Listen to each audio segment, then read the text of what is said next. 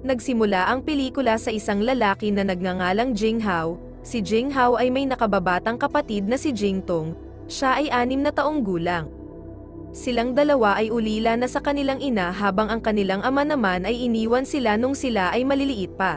Nakatira sila sa inuupahang bahay at mag-isang inaalagaan ni Jing Hao ang kanyang kapatid at hinahatid niya ito sa paaralan araw-araw. Sa araw na yon, matapos niyang maihatid si Jing Tong ay nagpunta agad siya sa doktor para alamin ang kalagayan ng sakit ng kanyang kapatid.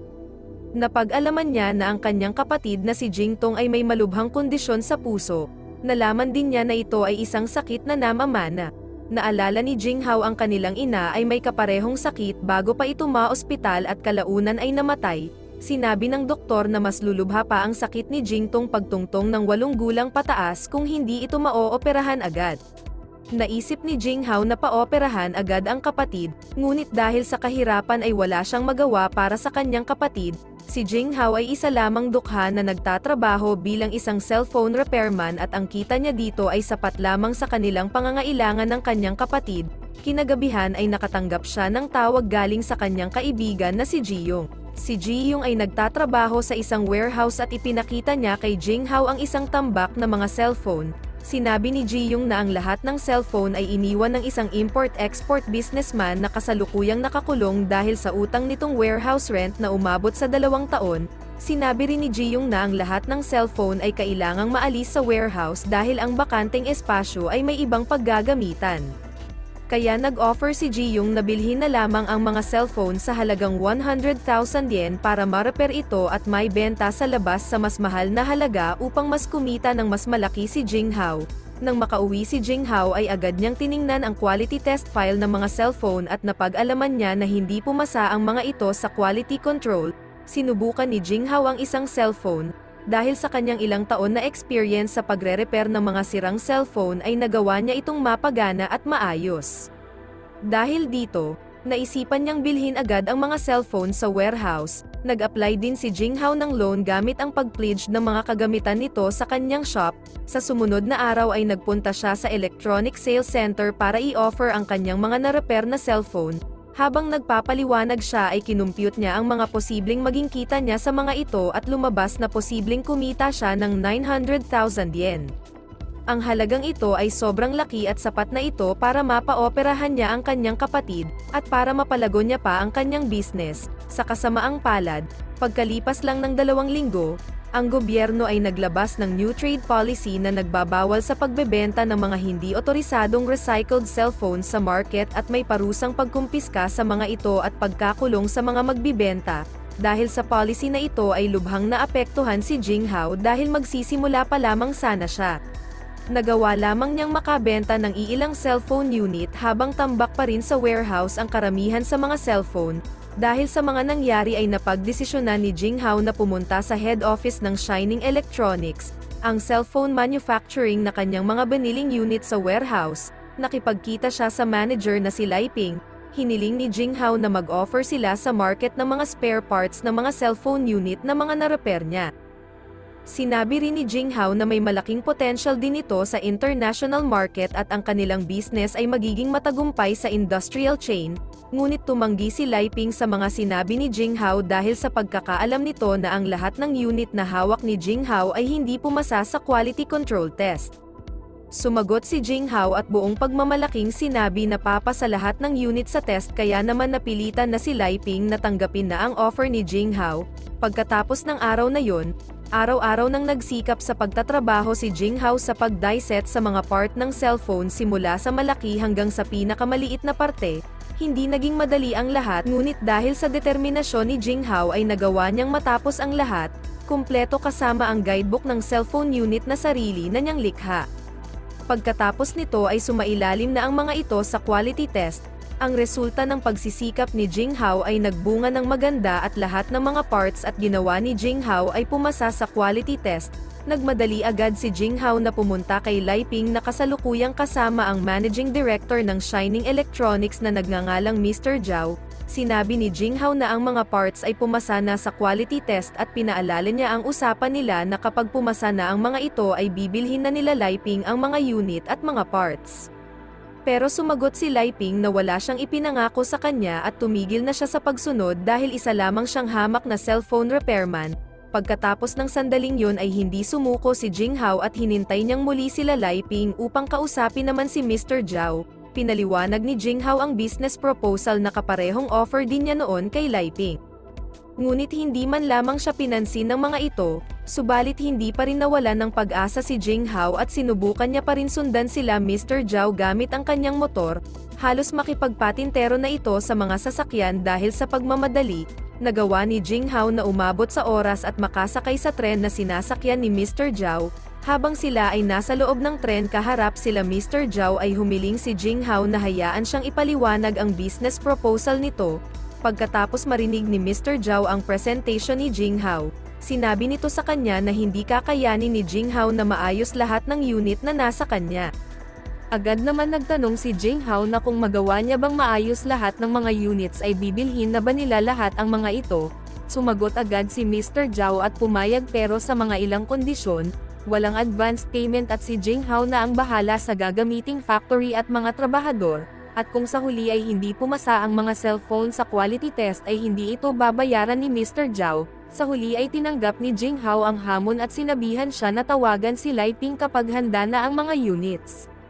Pagkatapos ng ilang araw, matapos siyang hindi makabayad sa kanyang loan ay kinumpiska ang kanyang mga gamit sa kanyang shop, at ang kanyang motor ay kanyang ibinento upang magkaroon ng perang gagamiting pang-umpisa sa mga plano nito. Pagkatapos nito ay pumunta siya sa kanyang kaibigan na si Mayu upang humingi ng trabaho. Binigyan siya nito ng trabaho bilang isang window glass cleaner sa isang malaking building. Kinabukasan, paglabas niya sa trabaho kasama si Liang na isa pa niyang kaibigan ay nakahanap sila ng lugar na pwedeng rentahan upang dun itayo ang maliit na factory na paggagawaan ng mga cellphone units. Kasama si Liang ay pinagtulungan nilang linisin ang lugar upang ihanda ito sa mga gagawing units dito. Pagkatapos nilang linisin ito ay nailipat na rin nila ang mga units na aayusin.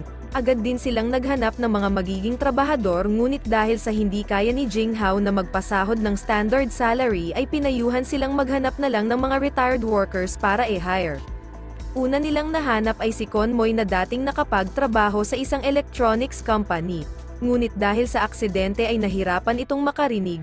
Dahil dito ay kailangan sumigaw ni Jinghao para maturuan at marinig siya nito. Pangalawa nilang nahanap ay si Zhang. Siya ay dating manager pero sa kasong pambubugbog ay nakulong ito. Si Zhang ay may kakaibang ugali. Ngunit dahil sa pagtsatsaga ni Jinghao ay nagawa niya itong maturuan, at ang sumunod naman ay si Heng Zi, isang computer gamer addict na nakiusap na i-hire siya dahil may gusto siyang pakasalan at kailangan niya ng trabaho. Hiniling niya rin na i-hire din nito ang kasama nito na si Chao. Sa huli ay nagsama si Liang ng mga ilang matatandang residente upang i-hire din bilang mga trabahador. Ipinakita nila na kahit sila ay matatanda na ay expert naman sila sa mga pang-electronics na trabaho. Sa wakas ay nabuo na ang maliit na electronics factory na binuo ni Jinghao at pinangalanan itong Nice View.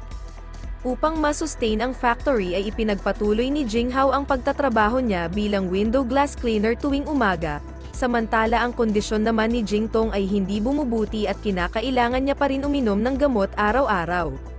Walang magawa si Jinghao kundi mas lalo pang alagaan mabuti ang kapatid para hindi siya lalong mas maging malungkot. Lumipas ang ilang linggo ay nagpakasal na si Heng Zi, si Jinghao maging si Jingtong at lahat ng mga factory workers ay imbitado. Ngunit matapos nilang makauwi sa bahay ay napaalis naman sila sa inuupahan na bahay dahil sa pagkakautang sa renta nito na umabot sa 3 buwan. Wala silang ibang mapuntahan kaya tumuloy na muna sila sa factory.